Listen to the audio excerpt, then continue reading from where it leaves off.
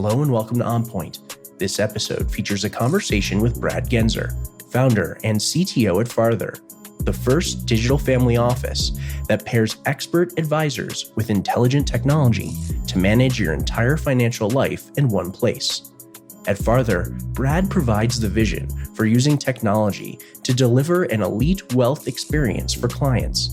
Prior, Brad was at Goldman Sachs in New York, where he founded and led an artificial intelligence team dedicated to private wealth, and was an advisor on a team which managed more than $1 billion in assets for clients.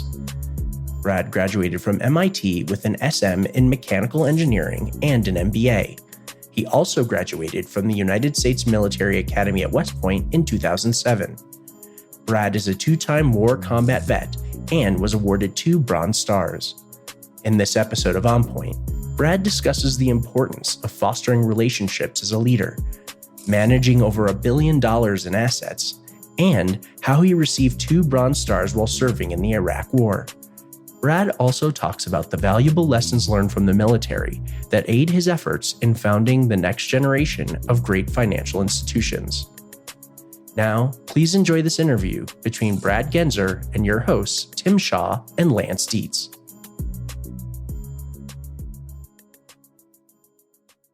Welcome to On Point, started by Eddie Kane, class of 2008. I'm Tim Shaw, class of 2004. And I'm Lance Dietz, class of 2008. And today we're joined by Brad Genser, a 2007 West Point grad. Brad, how are you? Great, Tim. Thanks for having me on. Thanks for taking the time to meet with Lance and me. Let's get into our first segment, AAR, or for our non-military listeners, After Action Review.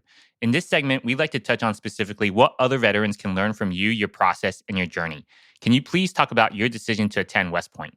I think a lot of people start with West Point or with the Army. I started with the Army, and I decided that I was 100% locked in by middle school. I was like, I want to be in the Army. I love the idea of service. I love the idea of doing something that's pretty cool. I mean, you travel around the world as an Army officer, you lead people. It sounded like kind of up my alley. I saw this documentary about West Point in 7th grade. I can clearly remember the opening screen on the cassette tape that I put in. And I said, that's what I'm doing. So 7th grade on, I went home to my mom and I said, I'm going to West Point. And she was like, okay. No one in the family had been to West Point. And to her credit, she was very, very supportive of me choosing such a path. And I now realize after a couple of deployments and also just the terribly traumatic experience of leaving your parents at West Point that, I asked a lot of them and I really appreciate their support. At West Point, what type of cadet were you? Walking hours or top of the class? Well, hey, hang on a second. Those two things, you can walk hours and also be at the top of the class. I was very purposeful about my time at West Point, and sort of my goal at West Point was to become a really good Army officer and also to experience all that West Point had to offer. I really wanted to challenge myself, and something you'll see throughout my history is that I will fail on the side of biting off more than I can chew. And I did that at West Point. I was not the one who was sitting there trying to optimize my way to the top of the class. I was sitting there thinking, how can I challenge myself the most? I was taking Chinese as my language selection. I was taking engineering as my major and really looking to engage mentally with West Point. So sometimes that worked out for me. Sometimes it didn't. And I also was learning a lot about the structure of West Point. I mean, all of us here who have been there, know the kind of pressure that you're under at West Point, and you will fail. You will most certainly fail in some way. And I wanted to make sure that I was testing the boundaries of where I failed. One of those boundaries is sometimes you disagree with is this Saturday morning inspection really critical to me becoming an Army officer? And you know what? The TACs have their say, and sometimes that say is yes, it is, and sometimes they give you hours. So I got a few. I walked 15. I walked 5 from an incident that was a mass punishment incident in my plea beer company. And then I got to my first year, made it all the way there, and then walked 10 in some sort of stand that I was making against one of my classmates on regimental staff. Brad, real quick, Beast Barracks. So both Tim and I were probably below average. I think I got a C for my military grade for Beast Barracks. Curious how you were in Beast. I was a C, maybe a C plus type of guy. The interesting thing of my path in West Point is I really was figuring out a lot and learning a lot as I went through. And if you look at my trajectory, I went from being a pretty average-ish cadet. And for anyone listening who doesn't go to West Point is extremely good at identifying you as being average, below average, or above average. And they will tell you at every juncture. So it's not you're listening to this and you're saying like, oh, what an average person. Like they just are force ranking you into that. But as I went through, I was just continuing to get better at learning about West Point, learning about myself. And, by the time I was a firstie, I was a Buckner platoon leader out at cadet field training and I was getting a military A. And I think that was also on the academic side. I'd really gotten a handle around on myself. Some of that was just learning. We come in all different forms to West Point and meet the same rock. So you can decide to form yourself into something different or continue to fight the rock. You will not win. A lot of guests have talked about this ranking of where you stand and how, at least this was when I was a cadet, you'd go outside a classroom and see your grades compared to everyone else. And for other older grads, they said that they went into the Sally ports and they had a massive chart that showed the entire class and where they stood. Was that the case for '08, or did the core already standards fall by the time a few years after I left? Well, Tim, obviously, the standards after you left in '04, it was all downhill from there. I mean, I guess you were a firstie when I was a plebe, so we were able to carry on. We knew what excellence looked like at that point, but obviously very bad. No, I mean, they post your scores at all things at all times. But one thing I don't think the military does well, and I think there's this constant tension there, you can really get comfortable in a track and engineer your way to being very high in the class.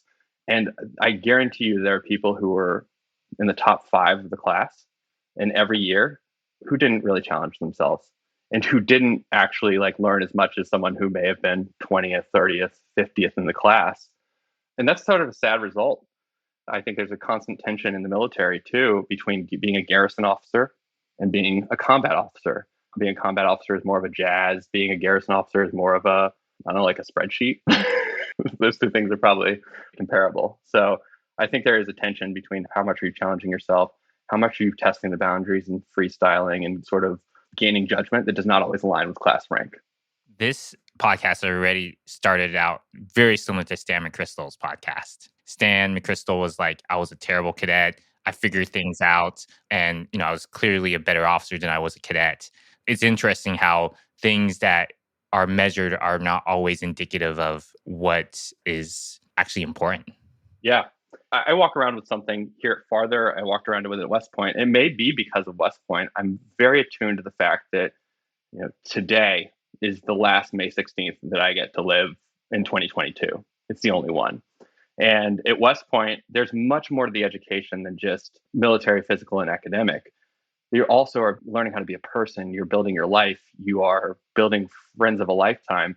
And there's no sheet that says, hey, you are ranked first at building friends for a lifetime and being with them. And I think that's actually unfortunate because I think people tend to optimize towards the metrics that they can see. But meanwhile, I sit here as, 15 years down the line from graduating, and I do have those friends and I see them often and we share stories, and I would never trade any of that. Did you think like that going into West Point, or was that something that sort of evolved as you were there in terms of your thought process around that? I've always had this sense of urgency that's sort of baked in. So I went to an all boys Catholic military high school, which is the trifecta of sort of religion and suffering. At the time I arrived at West Point, I was therefore very advanced in sort of navigating, what is core to this religion. And West Point has a lot of religious aspects to it. And what is sort of built up on top of it, maybe sort of added interpretations that people came later.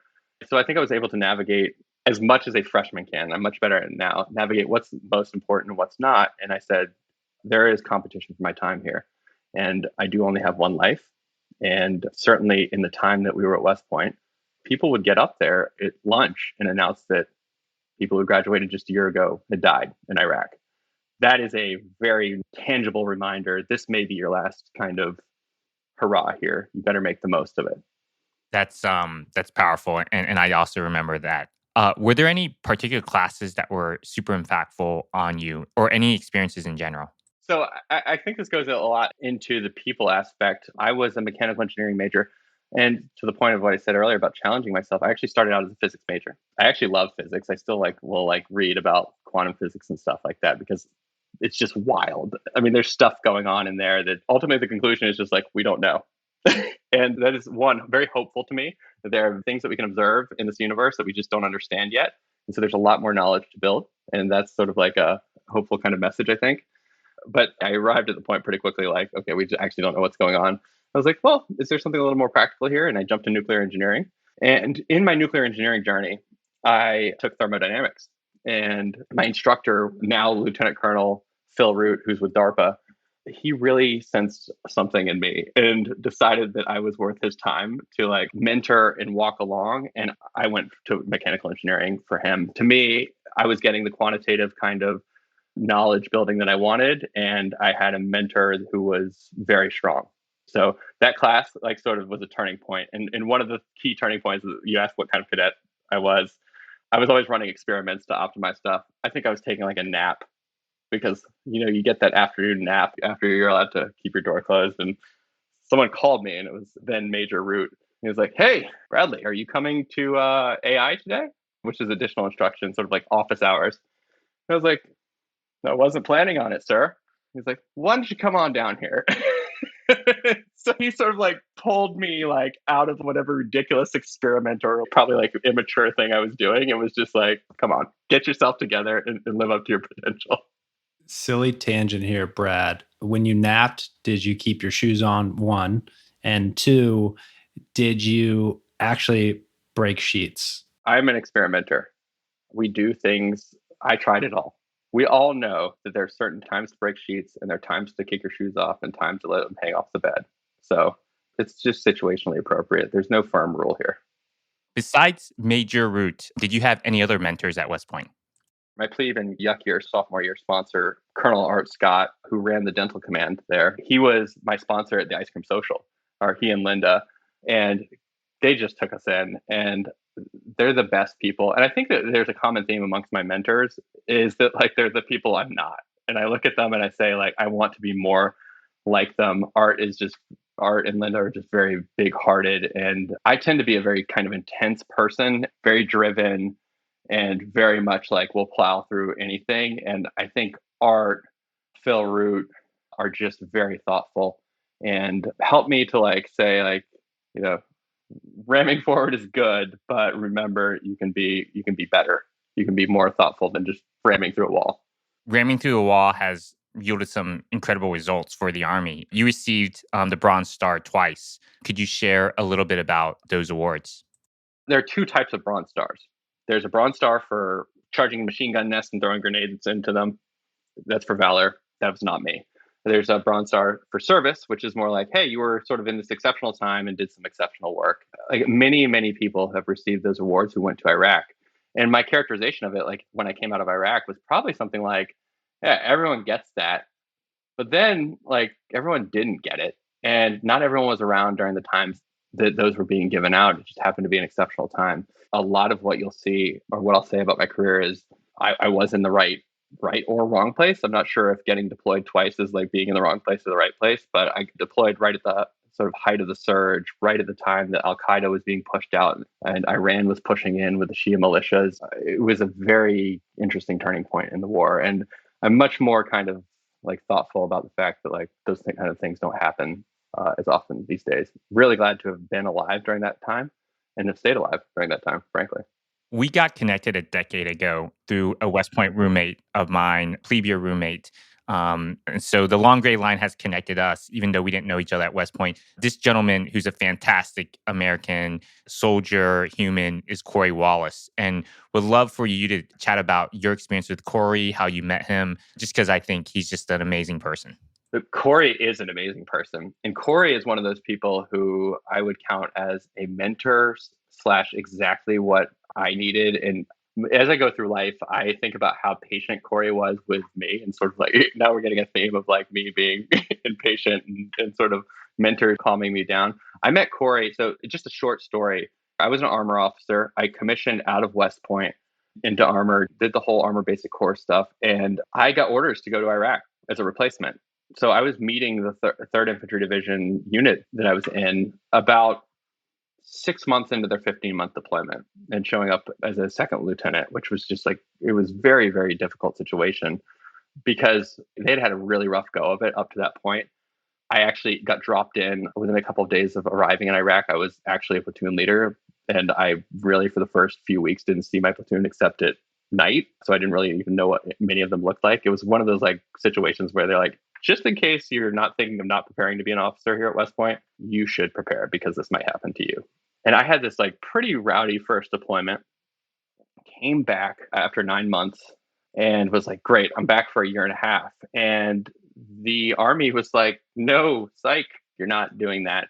And they sent me to another unit to give me another platoon. And I went to gunnery with them 1 week later. And Corey Wallace was my commander. So I was like in a state of just having gotten back from this exhausting ordeal in the first time. And I was sitting at gunnery with a brand new platoon, like just me and one other lieutenant Mel Levy, who is one of my best friends, obviously, because the Army issues you friends situationally.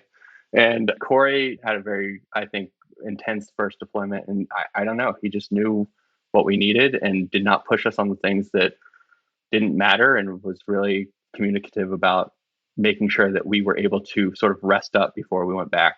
I spent 10 months at home between deployments.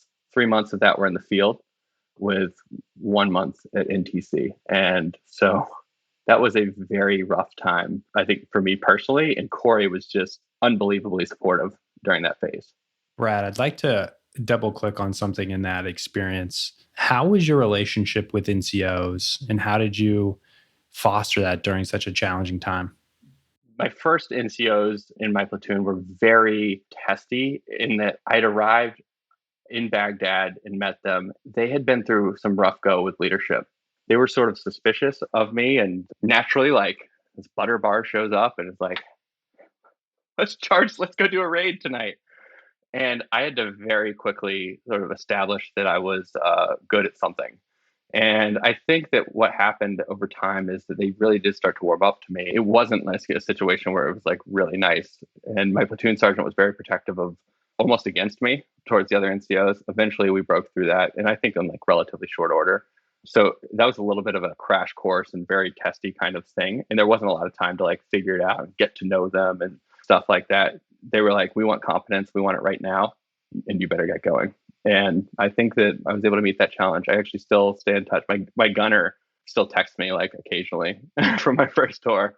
So your gunner is, for your not non-military listeners, basically runs your vehicle while you sit there on the radio and coordinate all the other stuff. And he's constantly like harassing me about something. And I think just another thing to point out contextually, I took over one of the platoons that was featured in Thunder Run. So like my platoon grandfather, these people were on their third tour. And it was like, hey, new guy, like, what are you going to teach us? Like, it was just an absolutely ridiculous situation. But I learned so much from them. So flip to the second tour, all of those people were rotating out. Almost everyone who had been sitting in training facilities for the rest of the war. So now all of a sudden I was the one who had all the experience. And that relationship was very, very interesting. Well, now that the tables have turned a bit, we need to get you all ready to go. And also, like, I'm still like kind of recovering from our first deployment. And I got to say that every one of my NCOs, I think, were great people. And we're always coming from a good place, no matter the challenges that they did. So, and I think that eventually we all met in the middle. I want to talk about something that I think is not talked about enough amongst veterans. And so would like to just quickly chat about mental health. And so you've been through a lot in the military. Corey has too. I'm curious, what suggestions do you have for veterans broadly about mental health? That's a serious question, but I'm actually happy to take it because you're right. People don't talk enough about mental health. People talk a lot about PTSD and stuff like that. I actually don't think that there is always PTSD here, but people broadly diagnose any sort of stress as like post-traumatic stress disorder. I just think that when I look back at my time I can like step out a little bit now and look back from where I am today and say like, gosh, at the end of my Army time, and this is sort of like one of the questions is always like, how did you leave the Army? I was completely blown out, like mentally, physically, I was like a wreck. And it's one of those things where I now have the perspective of like, I had just gone from where I had been dropped into like Baghdad and they were like, hey, here, you're running like agriculture, setting up all the power lines.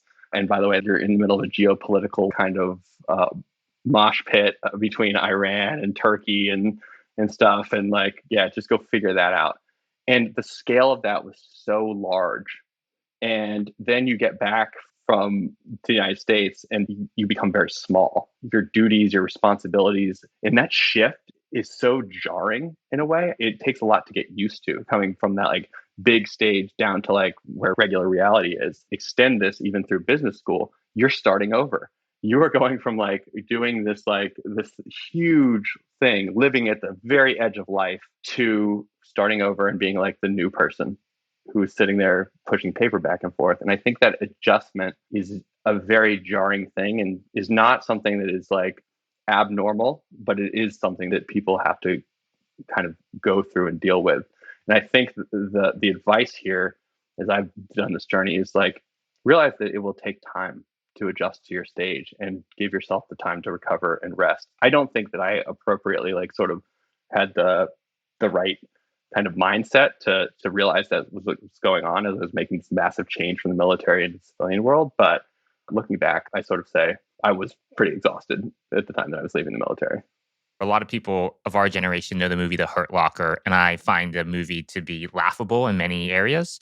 But the segment when actually he comes home and he's at the grocery store and looking at all the options in the grocery store aisle, and then shortly afterwards he's washing the dishes, like that kind of sudden change from having like so much impact on the battlefield to being at home, it is very jarring, to your point.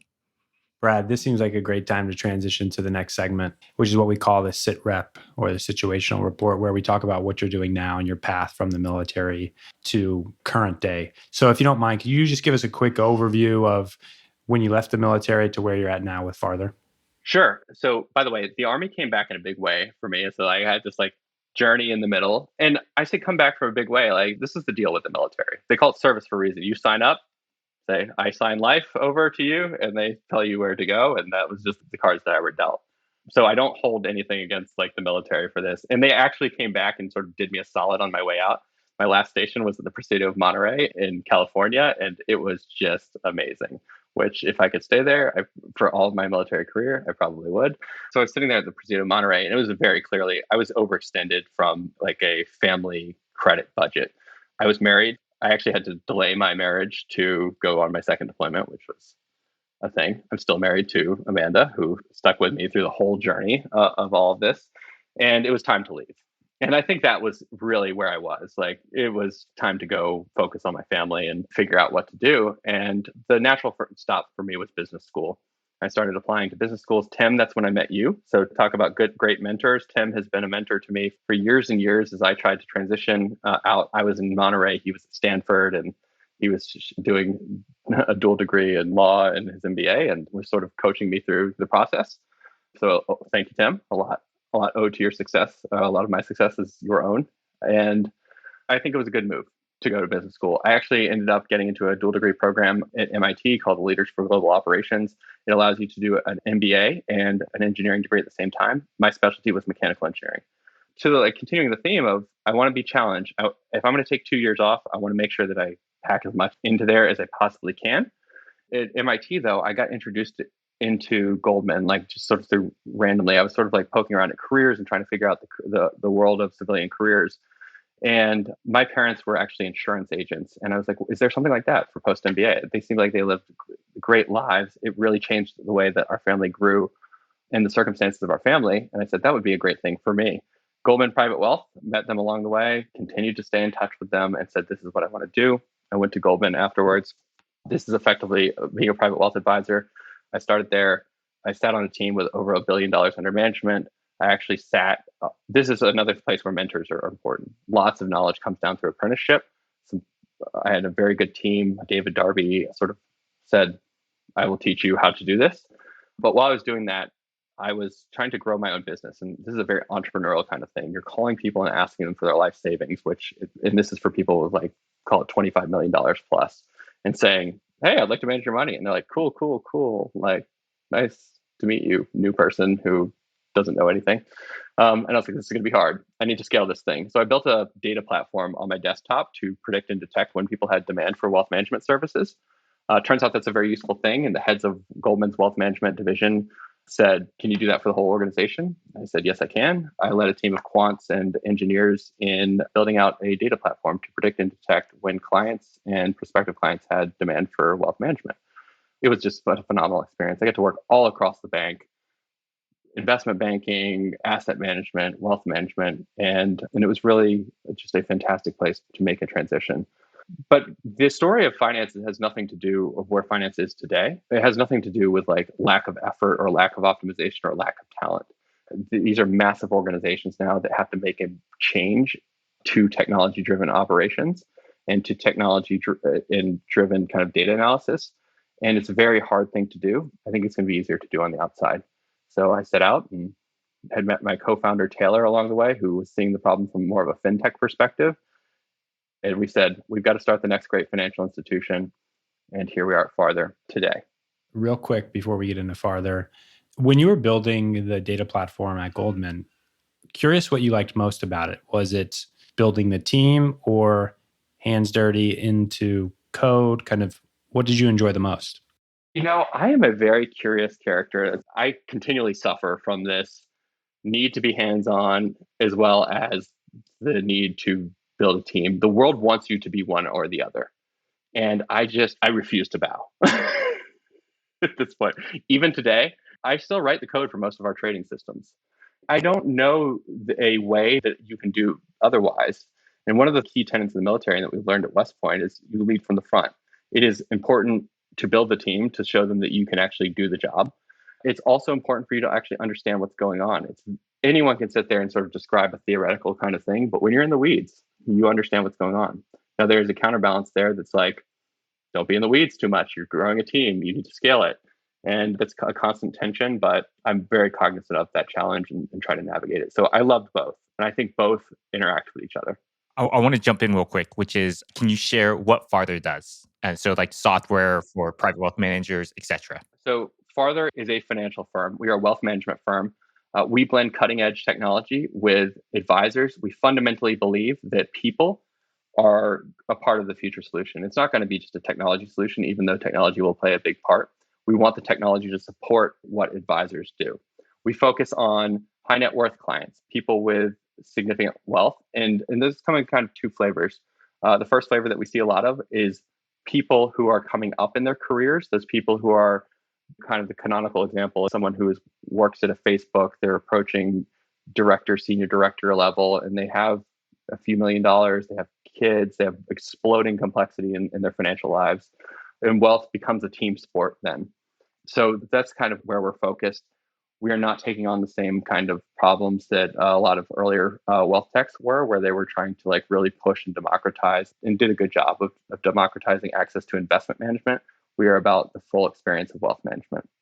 And you all build the software and you all manage the software. That is correct. So back to the world wants you to be one or the other. And it is impossible to build great wealth software without participating in the wealth business. And we've always known that. We learn faster. We learn about what clients are doing. We learn about how advisors interact with them. And that is just impossible when you're trying to take on one or the other. And at the end of the day, we are entirely focused on our clients.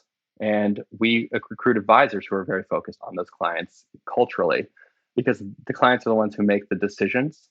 They are the ones who suffer the consequences of our failures and as well as receive the benefits of our successes. So really focused on clients, but advisors and technology together are the best solution for that. Amazing. And what's the quick overview on Farther and where you guys are at today?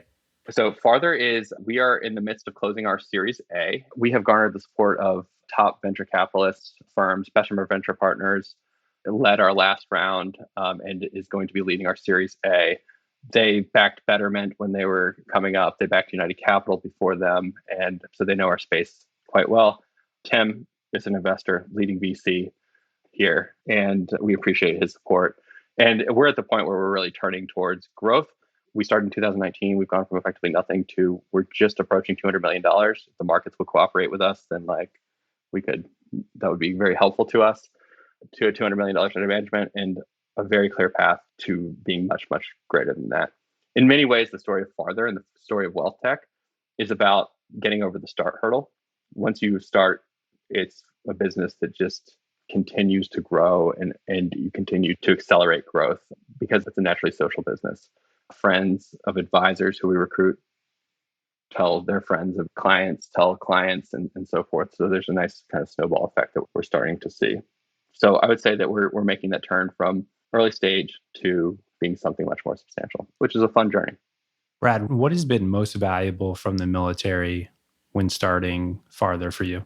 There's seasons to companies, and there are different skills that you learn in the military. And I think, the season of starting a company at first is you are the only person. And I'm not saying the only person, it's you and your co-founder. And then you have to go out and you have to hire a team that's going to expand a little bit, but you're still going to be responsible for a lot of stuff. I think that there are two things that stick out in this phrase. The military is excellent at time management and training you in time management and short things and like being able to rapidly prioritize. And that's very important in the first phases. And the other thing that it trains you in is being a little bit humble. And it goes back to what we talked a little bit about earlier with leading from the front. I hire a lot of people, and I have people who are coming out of college and saying they want to work on strategic things. I'm like, hey, I'm the founder of this company, and I still am like basically, taking out the garbage. Like this is how things are built.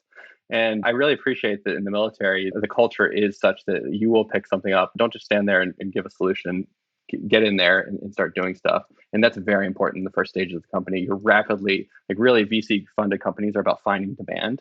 And there's no founder who's been successful who's ever walked out there and be like, here's my product. And then like the world is just like, oh my gosh, thank you for this product. This is amazing. And then they get a lot of growth. You have to work at it. You have to do experiments, and it is you who is running those experiments. So that's phase one. As we look towards where we are now, we are over 45 people. We are rapidly growing, and will likely be more towards 100 people in the period of about 6 months. And that is where stuff like how to communicate at scale starts to come in. And the military is outstanding at communicating very complex execution plans at scale.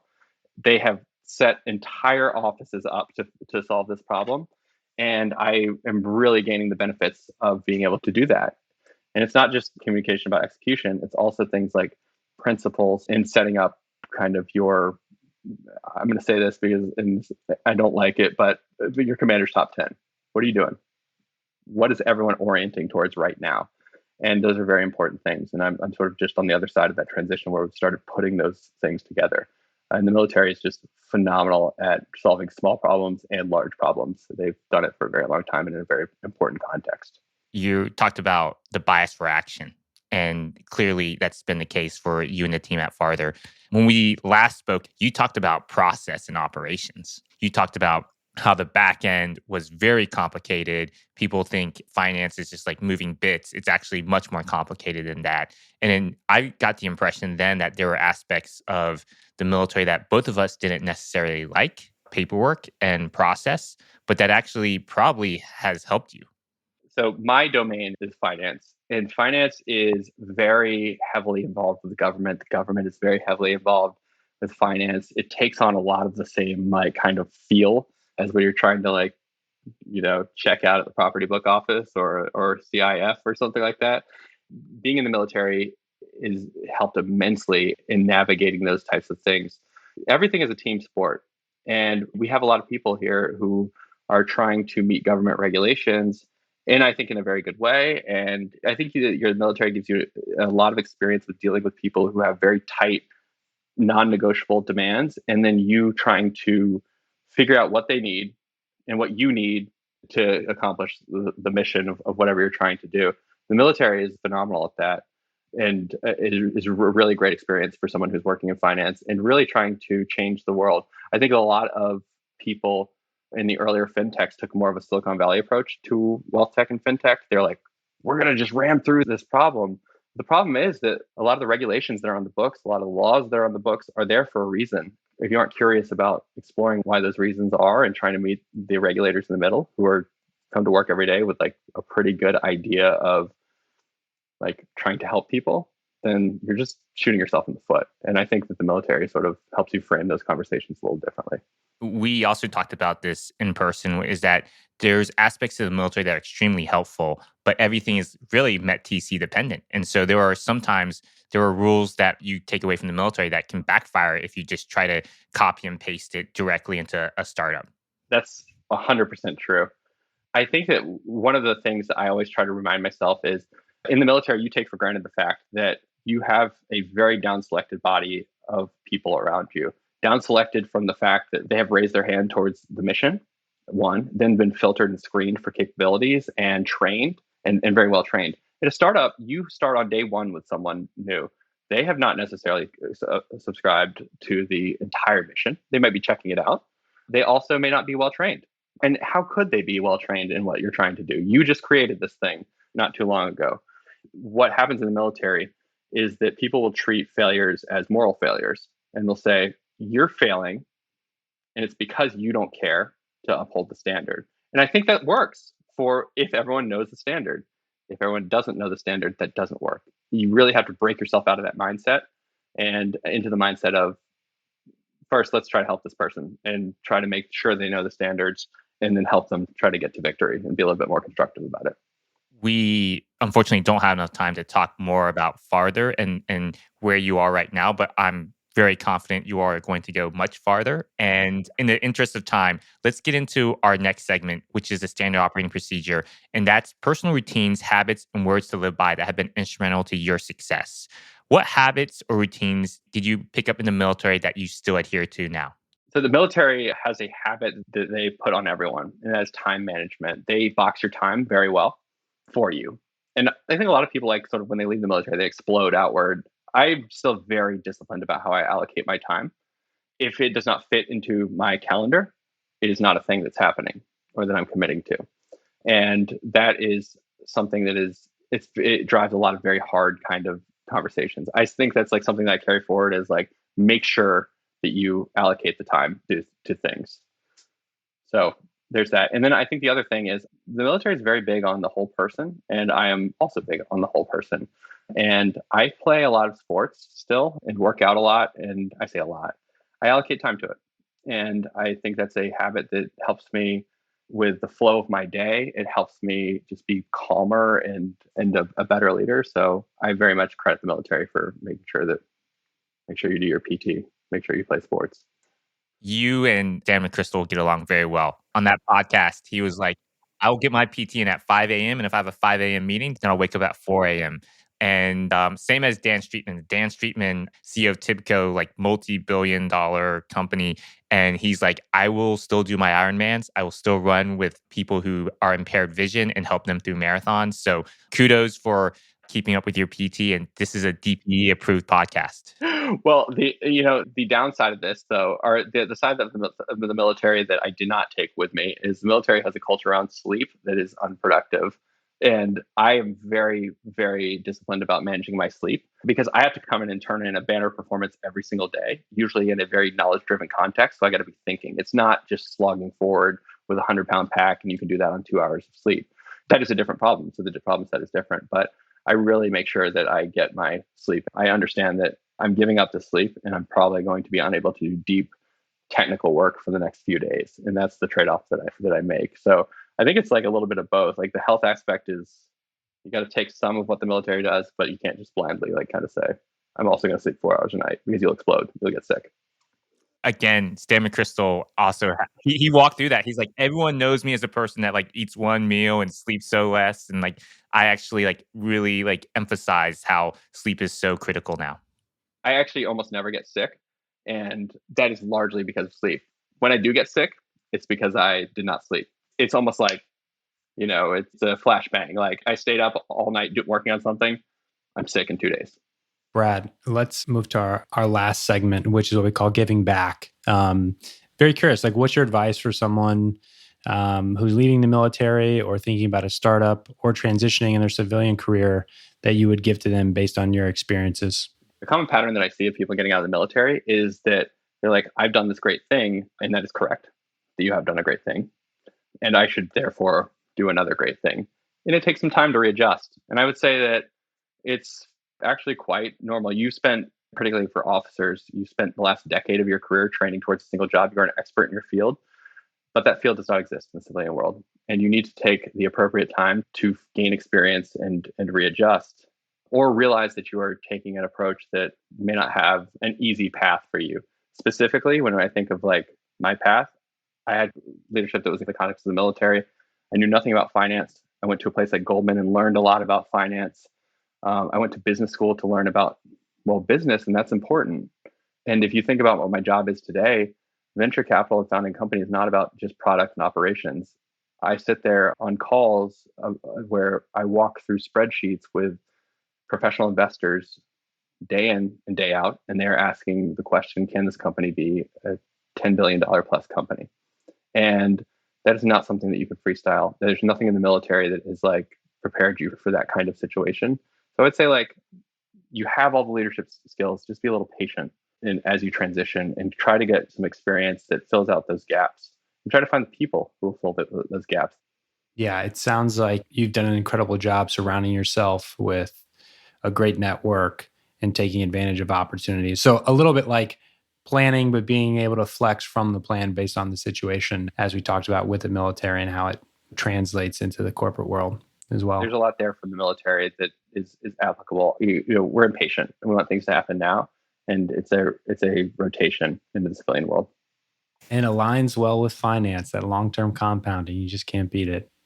Brad, this has been absolutely amazing. There's so much more for us to dive into, so we're definitely going to have you back. But really appreciate you making time. Know you're busy building a company, raising around. So just thanks so much from Tim and I. And I think the listeners are going to really love this. Well, thanks, Tim, and thanks, Lance. I really appreciate you having me on. This thing that we do, I mean, we've all shared this experience of going to West Point. I think we're all trying to figure it out. I hope that someone out there, some future Brad, some future Tim, some future Lance can gain something from this. This has been a production of the WPAOG Broadcast Network. Please take a moment to rate and review the show and join us each week for a new episode. Thank you for listening.